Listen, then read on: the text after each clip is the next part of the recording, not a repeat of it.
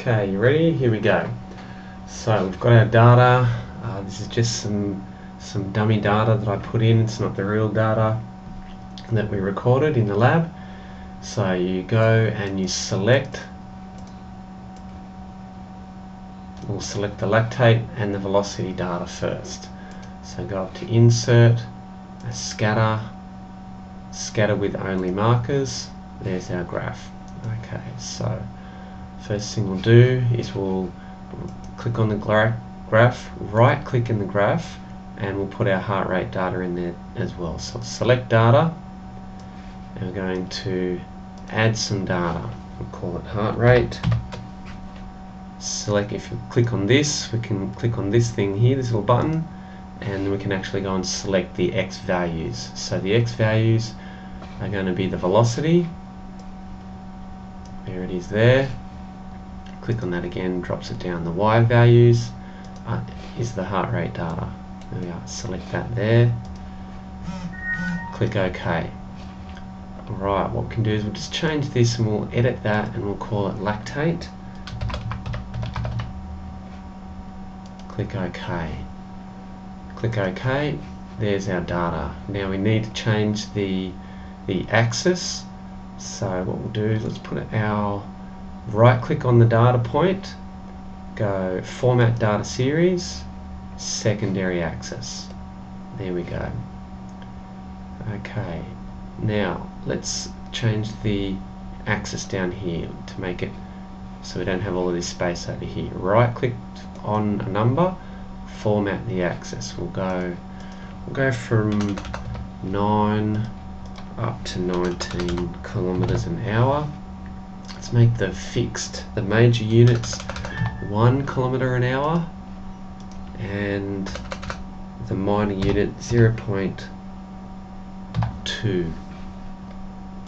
Okay, now if we right click on the axis and add minor grid lines, we've got a little bit more grid lines there. Well, we'll click in the chart area. We'll just make that a bit bigger so we can see what we're doing there.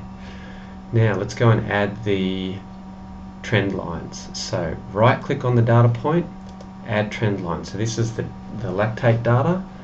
We're going to make it a polynomial curve fit. That's the trend line fit. So click polynomial, make sure it says 3, it's third order, and click OK. Alright, now right click on the heart rate data point, add a trend line there. We're going to make that one linear. We also want to see the equation on the chart for that one. Alright, there we go. So there's our equation. Those numbers should be different to what you guys get because the data is different. Now we don't really need that. We can sort of get rid of that. Delete, press delete. Click on that, press delete. Now if you wanted, what you could even do is you could even go up to Insert, Shapes, Align, and we know that we're going to do the Dmax method from here to here, so we could add a line there. Now if we try to right click on that line, okay, actually what we might do is we'll just delete that line for the moment. What we'll do first is let's go click on the chart, we'll go up to where it says layout here and we'll add some axis titles.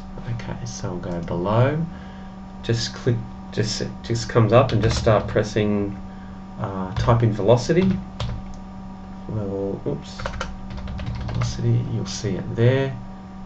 Click OK.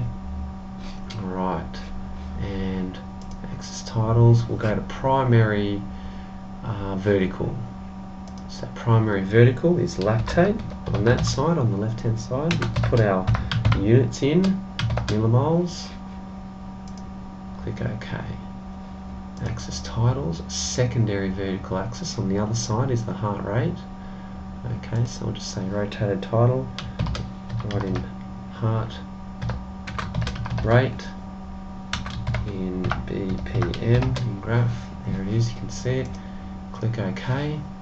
Alright, everything looks pretty good. We might just adjust this down a fraction so it's all kind of balanced. Oops, velocity. What we can do is we can click on that we'll just put the cursor there and we can type down there kilometers per hour. Okay, click in the chart area. Now let's go back and put that line in there now, because then we can make sure the line goes from the point. So we'll go a line from that point to that point there. Alright, so if you save that file, you can save it wherever. I'm going to save it into my Avondale folder, and we'll call it lactate data or something like that, whatever you want.